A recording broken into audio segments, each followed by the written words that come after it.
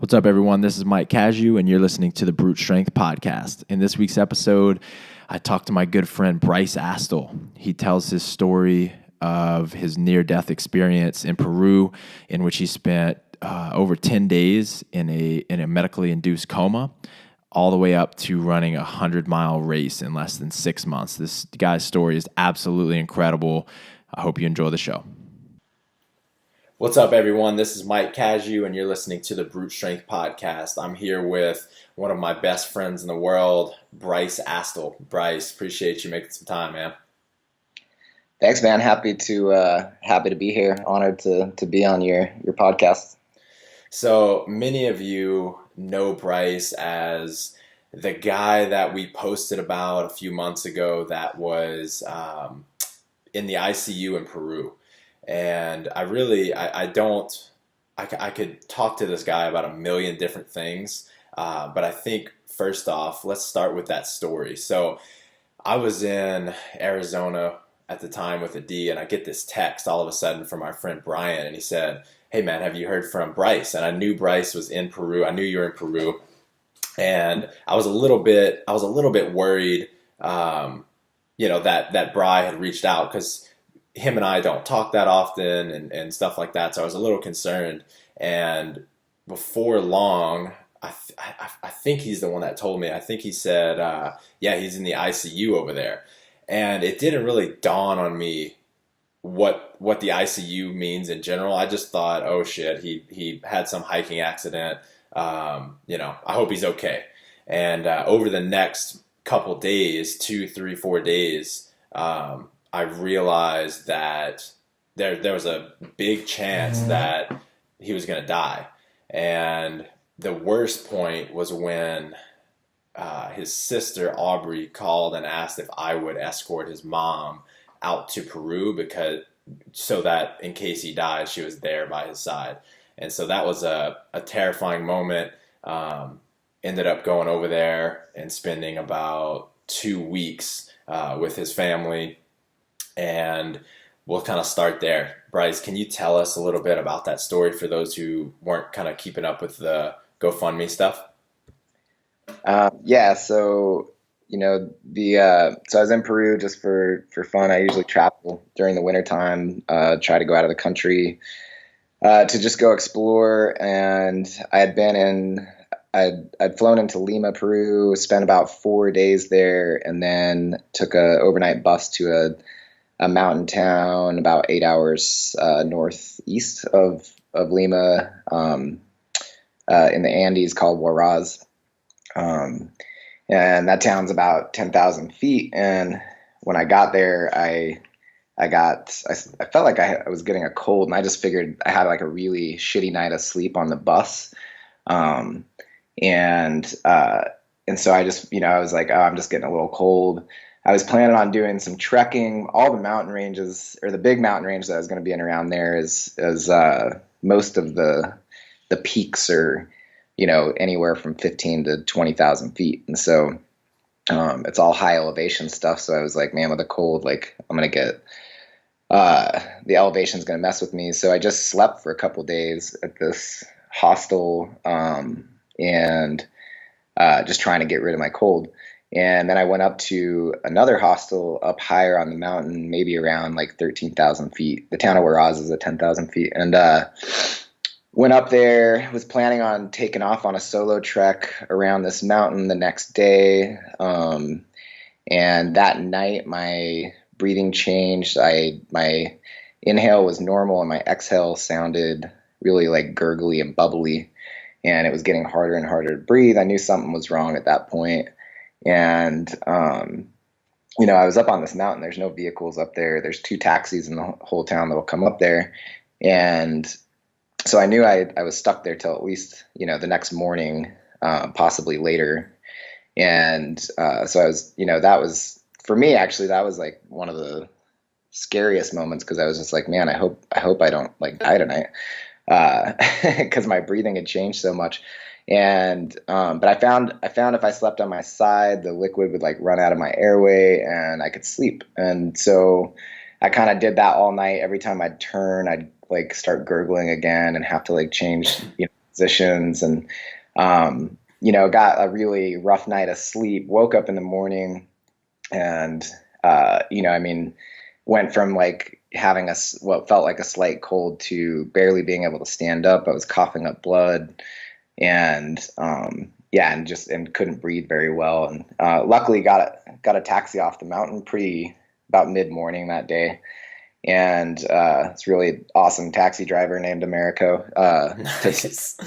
He was super cool. So he actually drove me to the private hospital that I ended up at after the public hospital. Said something to them in Spanish that my Spanish sucks. And then we left there, and he took me to the public hospital, and so they checked me in there. They diagnosed it as pneumonia and pulmonary edema, and I think they probably thought it was high altitude pulmonary edema, because that's pretty common to get in those mountains, especially for people coming from out of the country and stuff. So.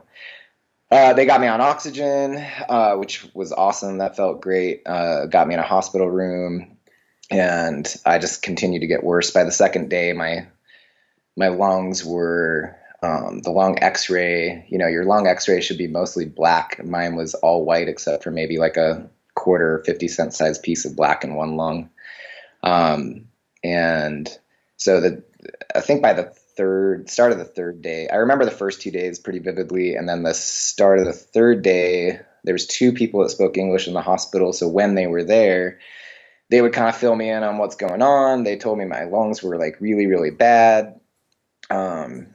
My biggest concern was, I was just like, man, like this sucks. Like I'm an ultra runner. Like I need my lungs. Like my biggest fear was that like I wasn't going to be able to run again.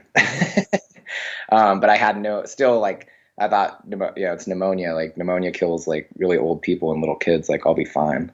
But they'd asked if somebody from my family could contact the embassy about insurance, and so I was like, well, I don't really have a way to reach anybody without Wi-Fi, and so the one of the male nurses gave me a Wi-Fi hotspot from his phone, and I was able to get a message off to my brother, pretty nonchalant.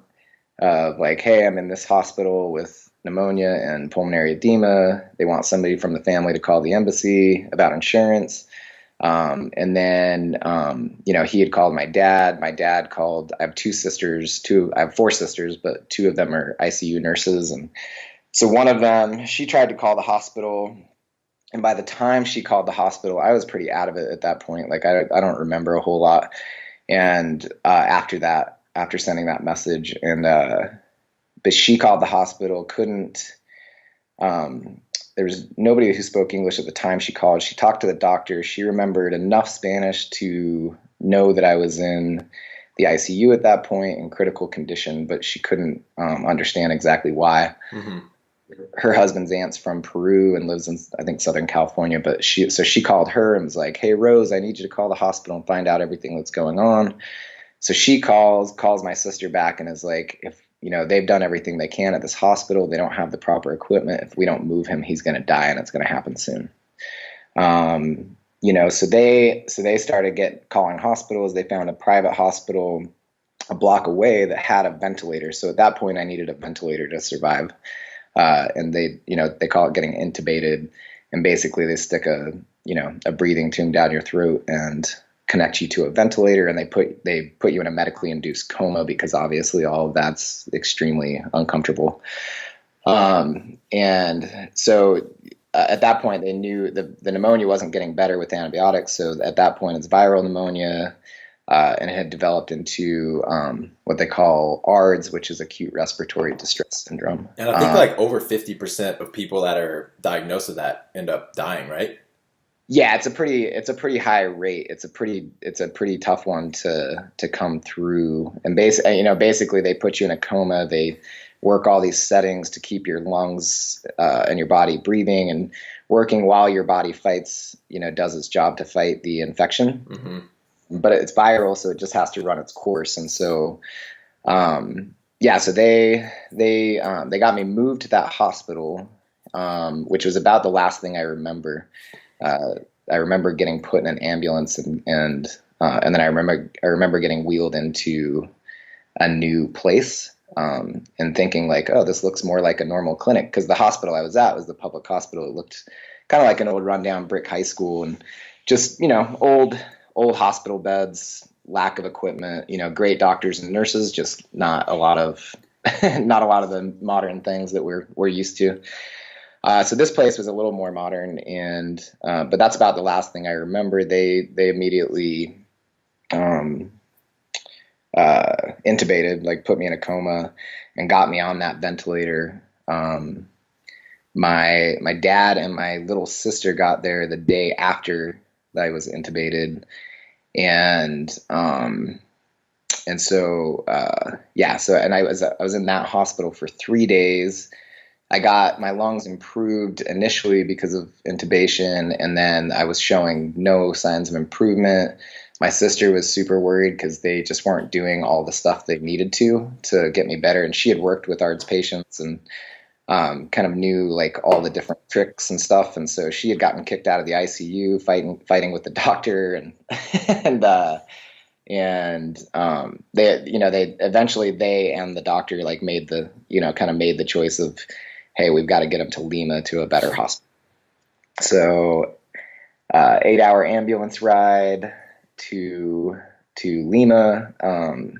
Pretty, like, super risky, but that was about the best transport we could do, because flight wasn't an option at that point.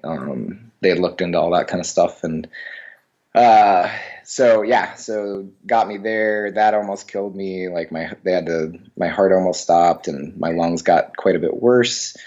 And then, fast forward to, I think I was in the coma 11 days, total 11 or 12 days. Fast forward and waking up to see your beautiful face.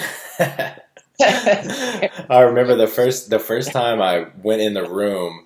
I don't remember exactly what I told you. I told you two jokes, and we laughed so fucking hard. I was like, Bryce, you have to stop. You have to stop laughing. This can't be healthy. It was just I can't even describe the feeling of seeing you awake and alive.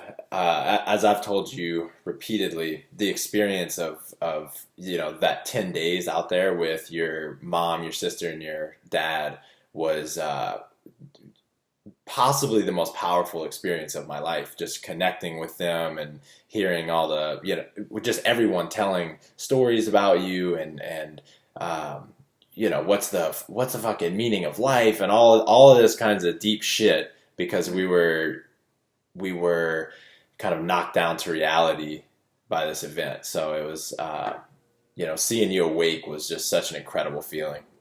Yeah. Super confusing for me. I remember, like, because you were telling me like what had happened, and I'm like, in my head, I'm like, what the fuck is going on? Like, I was, I just had pneumonia, and and you're Right. like you're in a hospital in Lima. I was confused because I was so drugged that, like, I felt bad because I couldn't remember your last name, but I knew you were my best friend. So I kept, like, thinking your last name was like one of my best friends from junior high, Mike Binks, and I was like, no, that's not his last name. And I'm like, how shitty of a best friend am I? Like, he's standing by my deathbed. I can't remember his last name. And then I remember you showed me, that our friend Jenny had set up the GoFundMe, and I think at that point they'd already raised like $35,000 and all this stuff. And I remember I just instantly was in tears, and I mean, it was quite a wild experience to wake up to, really confusing, and Mm-hmm. but also, absolutely incredible to see, like, your familiar face, and some of my family, and I mean, I couldn't talk to any of you guys, which was, like, also crazy, because I had the tube in my throat and stuff, but it was pretty incredible.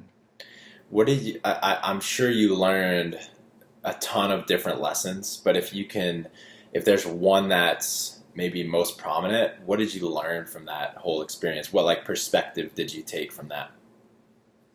I think if I was to like simplify it down to like the most simple lesson to take from that is like, um, at the end of the day, like if you get at the root of life, like the only shit that matters is like family, friends, and the time you have with them, um, and how important that is and how unimportant the rest of the bullshit is. Mm-hmm.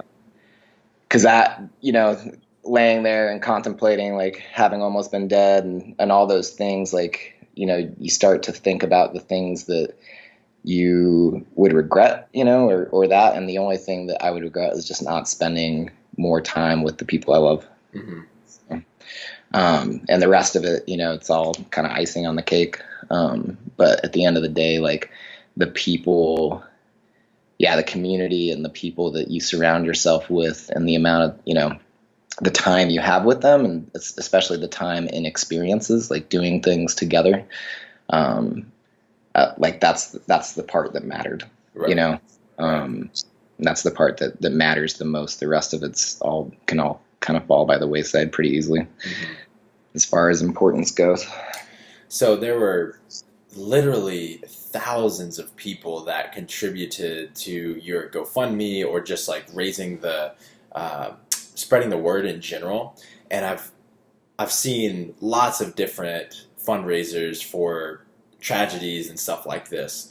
But I don't think I've ever seen something as explosive as something catch fire like your story did. And I think it's a big testament to your relationships with everyone that you meet. So I mean, you're not some innocent child, with cancer or something like that. You're this middle-aged white dude and everybody rallies around.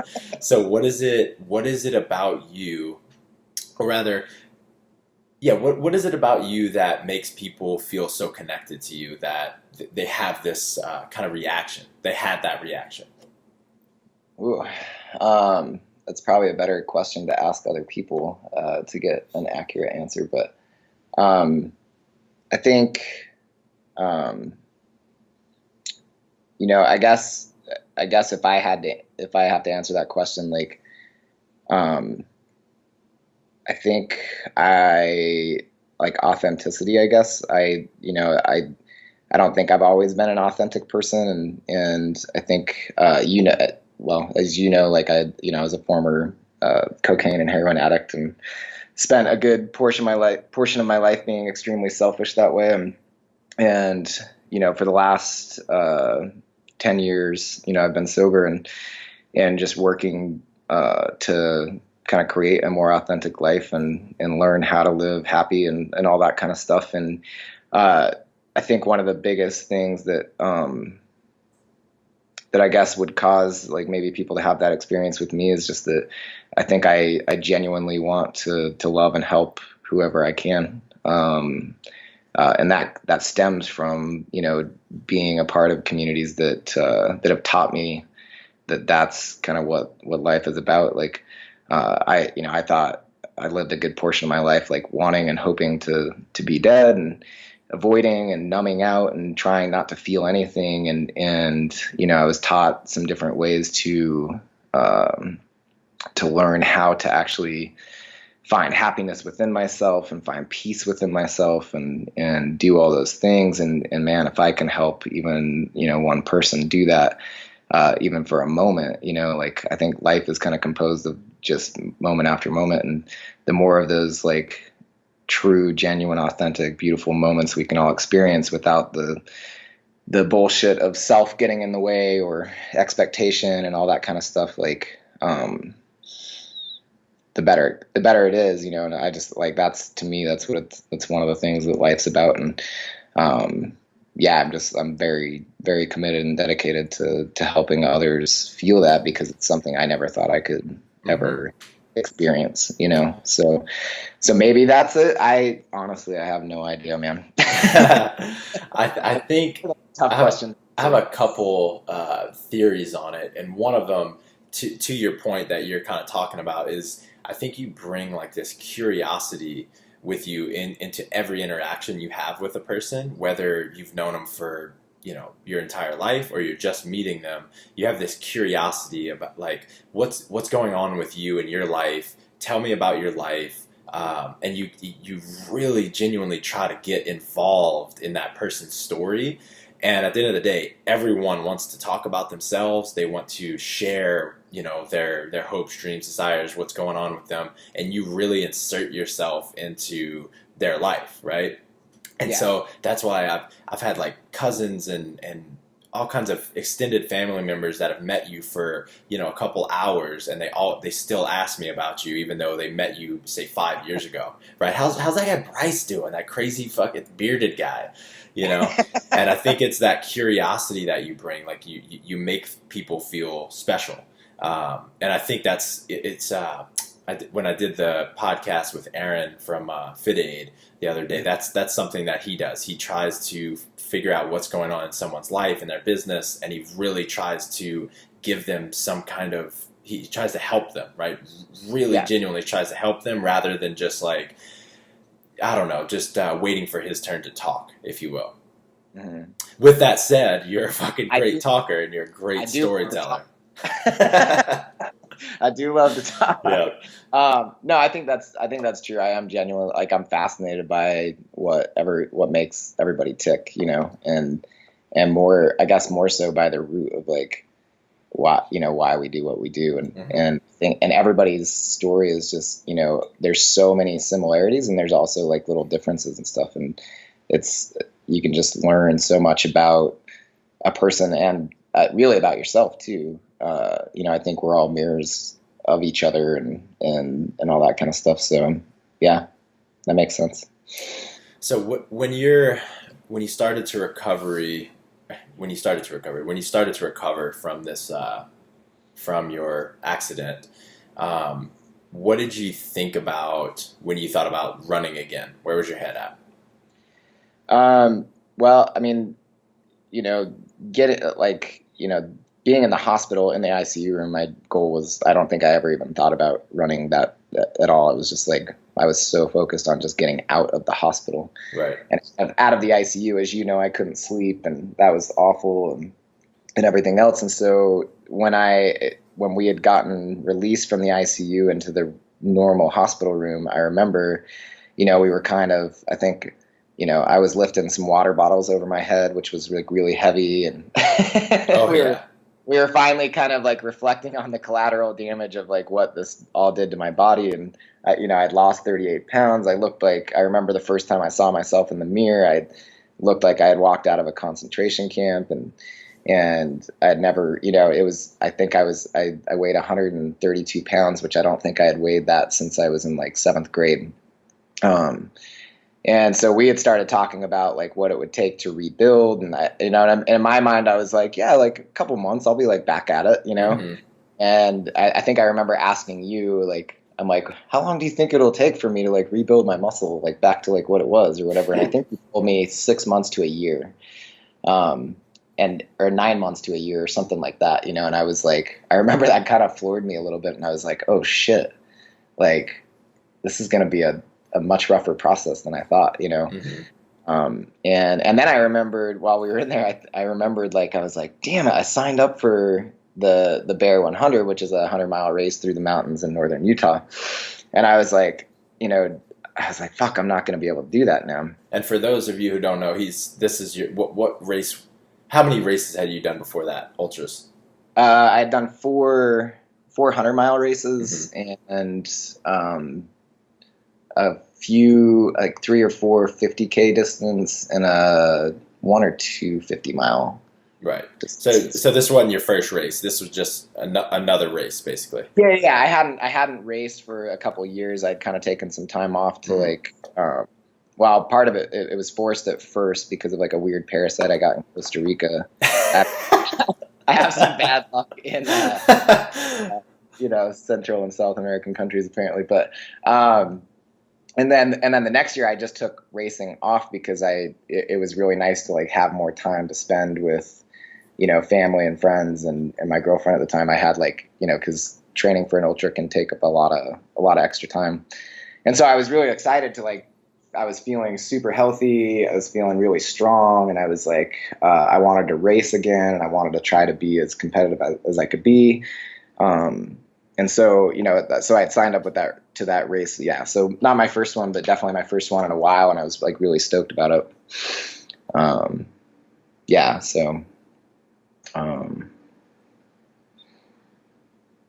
yeah. Lose your train of thought? What's that? Well, what? Yeah, I did. The question was what you thought when you considered running. Oh, yeah. Again, Yeah. and you started talking about your recovery. Thank you. So I remember thinking like, oh shit, I'm not going to be able to do this race. And then I was like, well, maybe I will be able to. And then we started discussing it, and it sounded like a pretty big long shot, based on, I couldn't, at that point I was barely walking unassisted. I think you guys were still always walking by my side, ready to catch me because I would fall over or almost fall over sometimes. But I was pushing you. I was definitely pushing you. I'd let go for a couple seconds. Oh, good job, Bryce. You're killing it. Do it. Yeah, you made me do some. Michael made me do some quarter squats at the end of the hallway every time we get down there, which was hilarious. I did like my first step up in that room on like a 6-inch step up. And you're fucking gassed for a half hour afterwards. Totally destroyed. Yeah. The water bottle, there's a video somewhere of like me doing water bottle snatches, and I like could not believe how much 1 liter water. So yeah, the thought of running again, it was like, well, when I get back, like I'm going to have to like focus on just walking, and then like maybe a couple months from then I'll be able to start running. But that only gives me like 4 months before the race, because the race was just this last weekend in September. And, but then, in the hospital, your buddy and Sean Pastuch of Active Life RX had emailed you and offered to program for me, which was an amazingly kind gesture. From somebody who didn't even know me, had never met me. And in his words, he's like, I saw you needed help. I knew I could help, so I wanted to help. Fucking right, man. And Sean told me the other day that working with you has been one of, if not the most fulfilling experience in his professional career. So that's pretty fucking cool. That's awesome. Well, I mean, I can't say enough about the guy, as far as just, that's a good dude right there. Hell and yeah. What an attitude to take in the world that we all, can learn from, of just, if you have the ability to help somebody, and whether you know him or not, like help somebody, right. That's a cool thing. So of course I took him up on that offer, and, I took him up on that offer, and I don't think I had told him about the 100-mile race plan for quite a while. I think we just like focused on just rebuilding, some basics. I think it was maybe a couple months after I got home, and I'd been hiking a lot, and I've been doing his programming, and and I thought like, holy shit, like it's a real possibility. Like my body's like doing pretty well. Like maybe I can do it. And so you can drop from those races and get your money, big portion of your money back up to a certain date. And so I figured, I'm like, well, by the end of July, I'll have a good idea if I can do it. And if I can, then I'm going to stay in it. If not, then there's a waiting list for that race. Surprisingly enough, there's enough idiots out there that want to run 100 miles that, somebody else could take the spot. And, but yeah, so I just went forward with the mindset of like, I'm going to do everything I can to do this race and to get myself back to that point, whether it's realistic or not, and which was really great. Like having Sean program for me, you had reminded me from your back surgery, like, hey, I had this mindset of like, I'm going to be super motivated and do this. And you realize like how hard it was to actually like be motivated and train.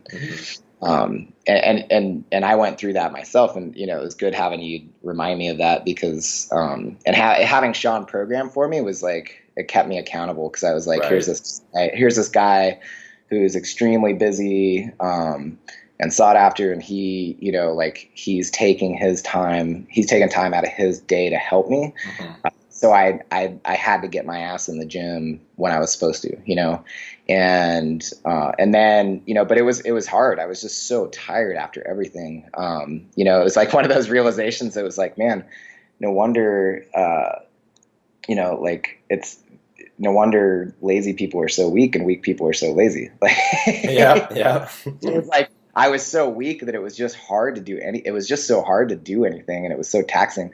And then, so you want to be lazy, you know what I mean? But that's also what's creating weakness, so Hmm. it's that kind of cycle. So, yeah, it was good motivation. Having the race as a, kind of a carrot dangling in the future was like Right. really a really positive force for me. So, dude, tell us about the race. So you did, yeah. Tell us about the race. Okay. So, so the race, so it started off in epic fashion. Um, so we haven't had rain in like Utah for like ever. And of course, like the weekend of the race, it's like calling for just buckets of rain and snow and all this stuff. It's in the northern mountains of Utah. Most of the race course, the original race course, like runs, at and above 8 to 10,000 feet, um, and so it was going to be like super snowy and muddy. And this race particularly has had like some bad weather years, and the mud gets nasty if it's raining and all that kind of stuff. So we're kind of just prepared for. I'm just kind of preparing for like, all right, well, you can't control the weather. Like, let's just get at this thing. It's going to do what it does. So I was prepared for all the conditions and stuff like that. As far as like, I had lots of extra dry layers in case I needed to change for warmth. But other than that, like uh, I kept my race plan really like more simple than I ever have. I didn't do any drop bags. You have a crew, and then you can have pacers from like mile 40 on or mile 36 on. Hmm. Because sometimes these races have a 36-hour cutoff, and if you go into those long hours, you can get pretty sleepy and get off course easily. They mark them with these like little flags and stuff, which are easy to miss if you're not paying attention and stuff. So, but yeah, so yeah, I've got like pacer. I've got three of my friends that were going to pace me. And then, so I'm like, they're ready to go, and my crew's coming up later that day. And so I wake up, I get all my stuff prepped the night before the race. Like I have my clothes laid out, everything's like ready to go, and then I set my alarm an hour late.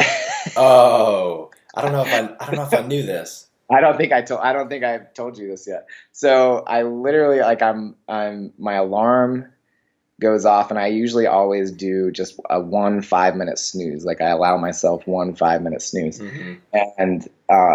And so first 5-minute snooze goes off, second one goes off, and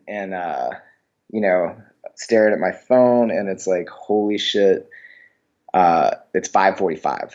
The race starts at 6 a.m. Holy shit. um, and so I jump out of bed, run straight to the toilet, take a pee, and I'm laughing while I'm peeing. I'm like, holy shit. And like me and my friend had had dinner. My friend Jeremy had dinner the night before, and we were joking about like, if you're late for a 100-mile race, it's really not that big of a deal because it's so many hours, Right, right. Like, as long as you're not skirting that cutoff time, then you're probably okay. Now, So before you go on, do you still sit down when you pee? I've started standing up using my man wiener, as you called it. Uh, I had to sit to pee in Peru for a little bit, and Michael made sure to make fun of me. And the first time I was like, I'm gonna pee standing up. He's like, oh, you're gonna use your man wiener. So I do. I stand up using my man wiener again, which is Nice, um, man.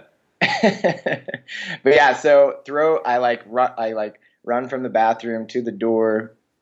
Uh, you know, check the temperature outside to see like how cold it was, decide that I'm going to run in shorts, not tights, and throw my clothes on, we jump in the car, we jump in the truck, and like I am like hauling ass, running like stop signs and red lights to get to the starting line, and we get there, and literally as I'm walking up to the check-in desk at the start line, they call out 1 minute warning. So Nice. so I made it literally just in time for the race to start. Yeah, and then so race starts. It's raining, but not super hard, which was nice. It's dark for the first like hour or so.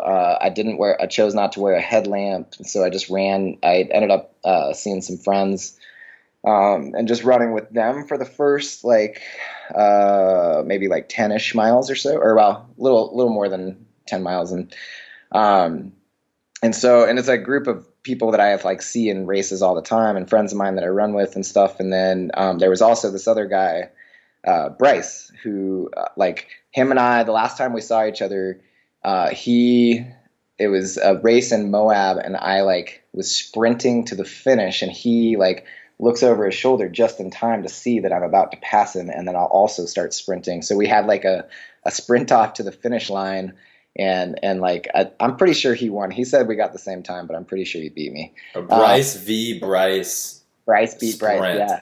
So so yeah, so like race morning, it was kind of nice I didn't have a lot of expectation as far as like I had my like internal goals of like what would be awesome and what would be cool if I had a good day. But I was also like very like, man, like I lost my physical base of muscle. Like I don't know, like the longest run I had done before this race was like 26 miles.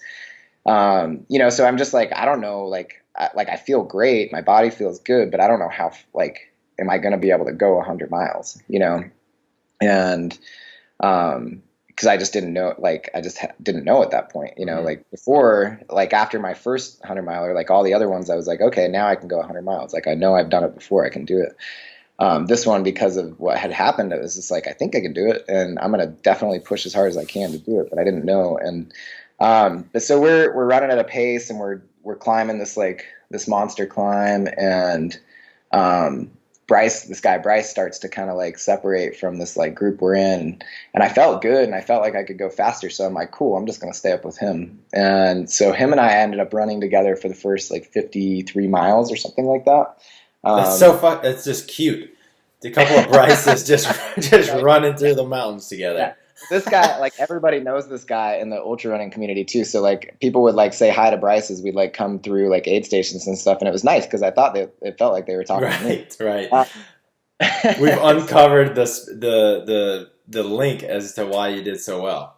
Absolutely. Affirmations, yeah.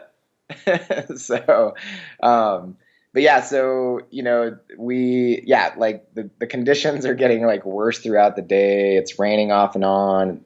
And it's getting muddier, and we're running through these parts where mud's sticking to your feet are like 15 pounds, like they're heavy, and just like or feels that way. And then we pick up my friend Jenny paced me, and so she's running with us, and we do this monster climb up to the highest point of the race at a place called Tony Grove, and it's like dumping snow. It's cold as hell.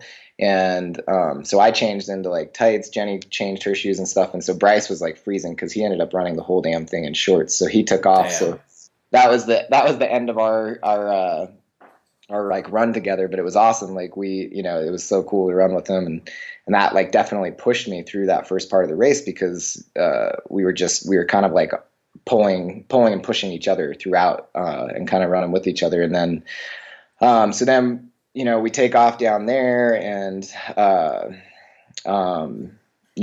it's just getting nastier. I switch out pacers with my buddy Scott, and he the higher elevations, anytime we're getting to the higher elevations, it's snowing, and him and I miss a flag as it's getting dark now. And they had rerouted the course, so it was an out and back course instead of a point to point. So, which can be advantageous because you're like, oh yeah, I know this part of the course, except for you can easily forget lots of parts of the courses because it's all dirt trails and this and that, and so stuff starts looking the same. You're looking at it from a different angle. Totally. And you're getting tired and it's dark now, you're using headlamps and so, we miss a flag and we climb up this like super steep dirt road and we go all the way up this thing. We haven't seen flagging in a while. We're starting, Scott's like, I just got a bad feeling. I think we're off course. And I'm like, no, I think I remember this hill. Like, I think I remember running down this. And so we go like way up to the top of this thing, and then we realize that we're like, no, this has got to be the wrong way. So we run like halfway down the hill, and then we run into some other runners who also had gotten off course, and we decided like, oh no, we must be on course. So then we climb the hill again. No.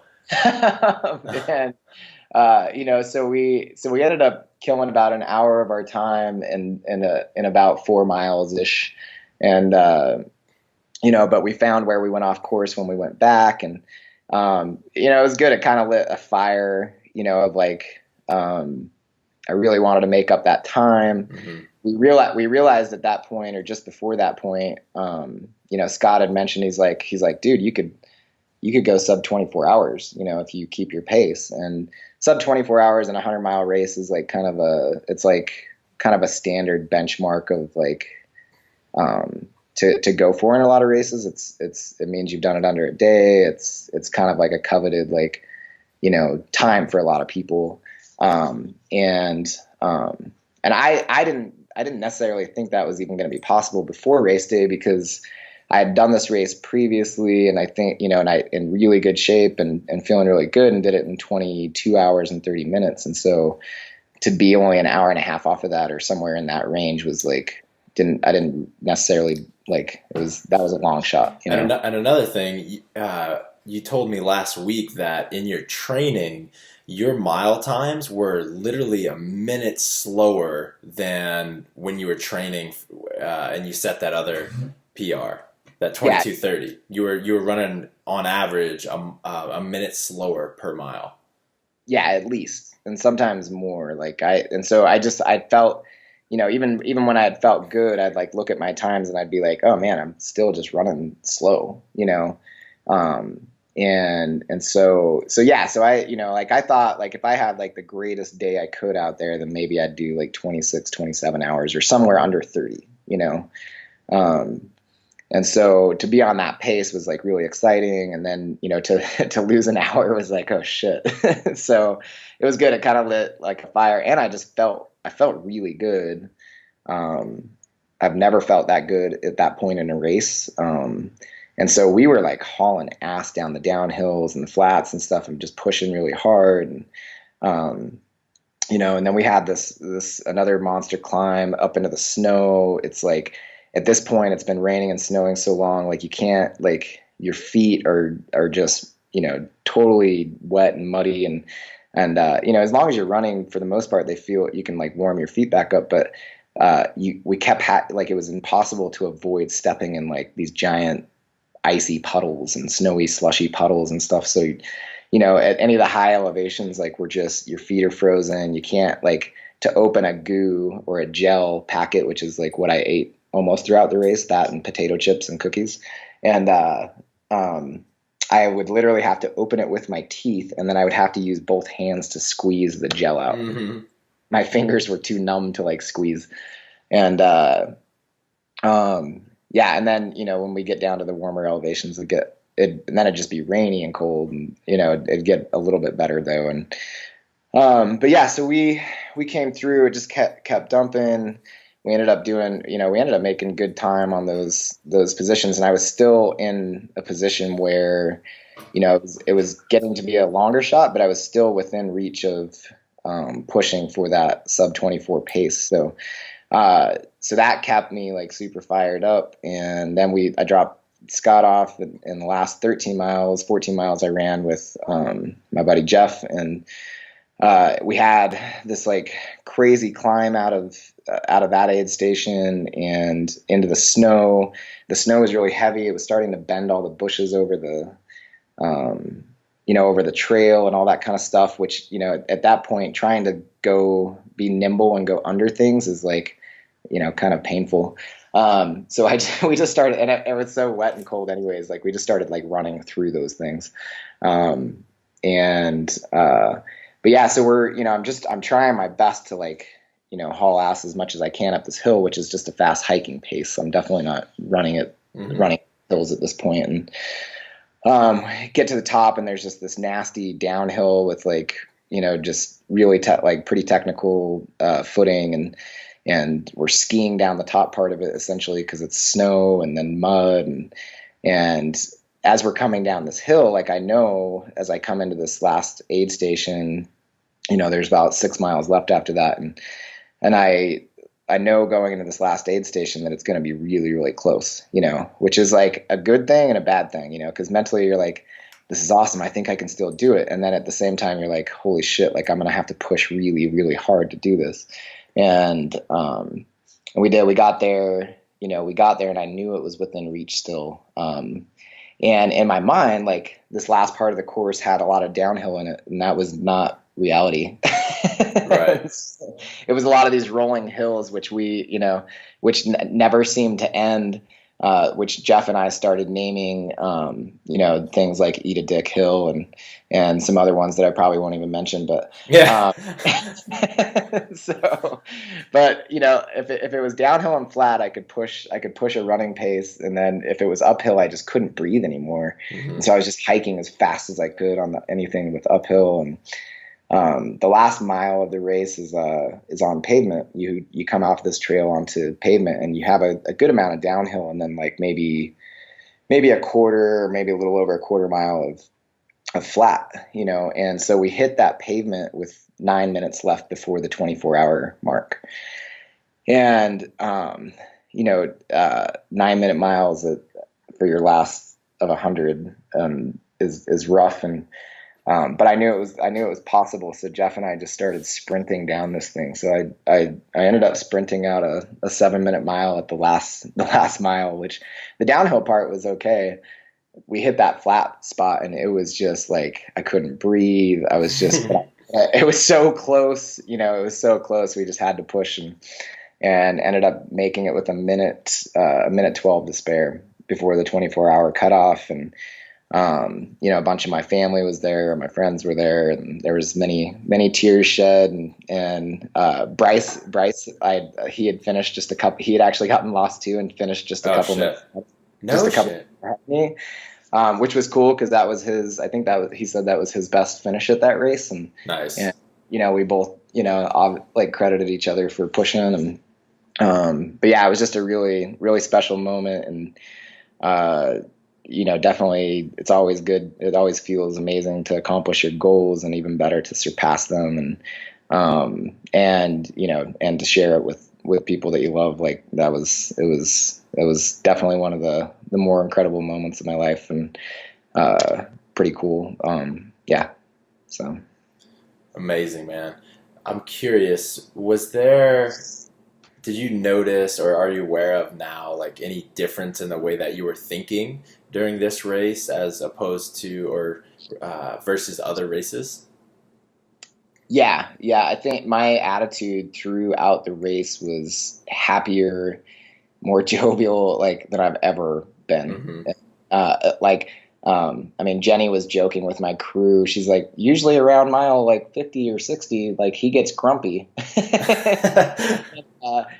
The race that you had come out and paced a portion of, my girlfriend at the time, she paced the last portion of that for me. And I remember like when we set off, we were running on this dirt road. It's like the middle of the night, it's just her and I, and it's like really quiet other than us running. And she had something jingling in her hydration pack. And I couldn't have it. I'm like, you need to fix that. You need to change that. Like, I can't hear that right now. Only because it was her. You wouldn't have said that to anybody else. I was just so irritated. It was just Yeah. like, and I just never, other than the last climb and like where it was just, I was literally like it felt dangerously frozen. Yeah.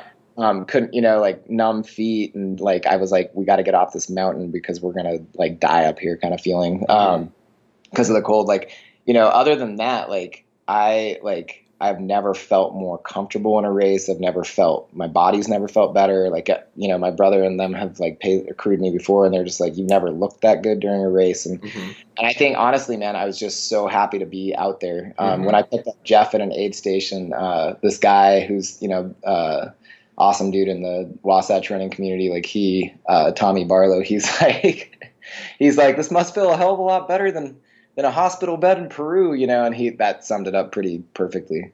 I was just so happy to be out there running, man. Like it was such a treat to be able to just to even toe the line at that race, right, and give it a try with like an honest chance of like being able to finish the thing was like, my attitude towards it was the difference maker, I think. And it definitely, that was a good learning experience for me in this race and in life in general, as we're always learning that stuff is like the one thing that we have control over in any situation. And sometimes the only thing that we have control over oftentimes like is just our attitude, and our emotions towards something and that sort of thing. And yeah, I was so ecstatic and happy to be there. That it made it easy to suffer, because they were still suffering for sure.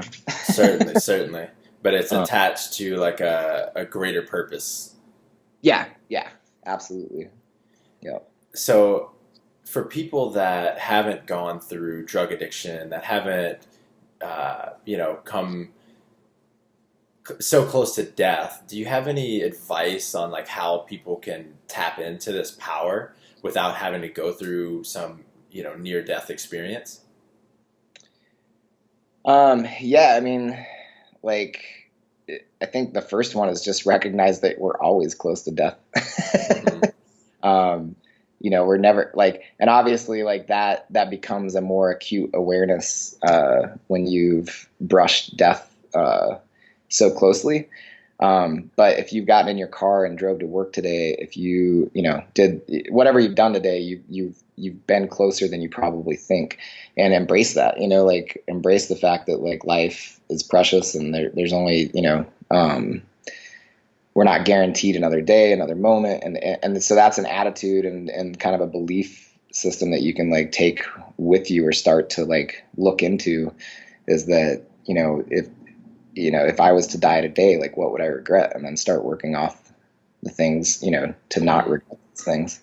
You don't need to be a former drug addict or have like some crazy near death experience to access that stuff. I think, some of us like myself are slow to learn that kind of stuff. And so I think sometimes I need those things to remind me, but yeah, we don't have to have those situations to recognize what is the truth anyways, yeah. So it sounds like your experience racing, like you were just filled with so much gratitude that you're even out there, which, leads me to my next point, which is like everyone has something to be grateful for. And I think you have to practice tapping into that more and more and more. And it doesn't necessarily happen suddenly. It certainly can, but by practicing gratitude through your actions, right? Like treating people as if you really care and appreciate them. It develops this kind of this superpower in you, where you have more energy, more motivation, more passion for the things you love. And you can do amazing things like run 100 miles in under 24 hours when you almost died. Yeah, absolutely. And like you mentioned superpowers, and like I get people all the time saying like, oh, you're like superhuman and this and that. And like, I don't believe that I'm superhuman. I think like all of us, and that's the benefit of coming from where I came from in drug addiction and stuff like that, is like, everything that I experience now and have felt now has been the culmination of a lot of like internal work, a lot of personal work, years of like mindfulness meditation practices and just being really, really open-minded, of like, to trying different things in order to kind of like find that like peace within self and and challenge, being uncomfortable, like finding ways to be uncomfortable so you can get comfortable with discomfort. And I don't think like it's not like it's just a human trait that we can all tap into. And I truly believe that anybody who wants to tap into that can do really extraordinary things if they take that time to like work on that. Mm-hmm. So talk about that comfort piece again. What were you talking about? Just finding like comfort in discomfort, from, like at the root of it. Like, I mean, drug addiction is like, I use drugs to numb myself because I was trying not to feel things, I was trying not to feel uncomfortable. But life is full of, it's full of discomfort. Mm-hmm. And so it's not something we can avoid. Uncomfortable emotions, uncomfortable situations, like those aren't things that you'll ever avoid entirely until you're dead, and maybe not even after that, who knows? Like, and so like starting to embrace, I think I was discussing this with a friend, like, I think one of the most amazing things, I was reflecting back on like being sober for 10 years and all the stuff that's happened this year. And I've cried more than I've cried this year, like this year than I have like any other year. But it's been like, a lot of it's been tears of joy and some of it's been sadness and stuff. But I remember feeling like really sad earlier this year about something and like crying and stuff. And like, there was a moment of like absolute beauty in that sadness of like, man, like recognizing like in order to feel this sad, I had to feel really happy and recognizing mm-hmm. like those polar opposites of like the polarity of like what the world is and how things are, like the dualism of emotion and recognizing like just feeling all of it, and mm-hmm. so, you can take this attitude towards uncomfortable situations or uncomfortable emotions that I don't want to feel uncomfortable and it's wrong to feel uncomfortable, but all you're doing is avoiding something that's going to happen. And by avoiding it, it's like if I tell you, like, don't think of the color red, Mike, don't think of anything red, like you're probably don't tell me what to do.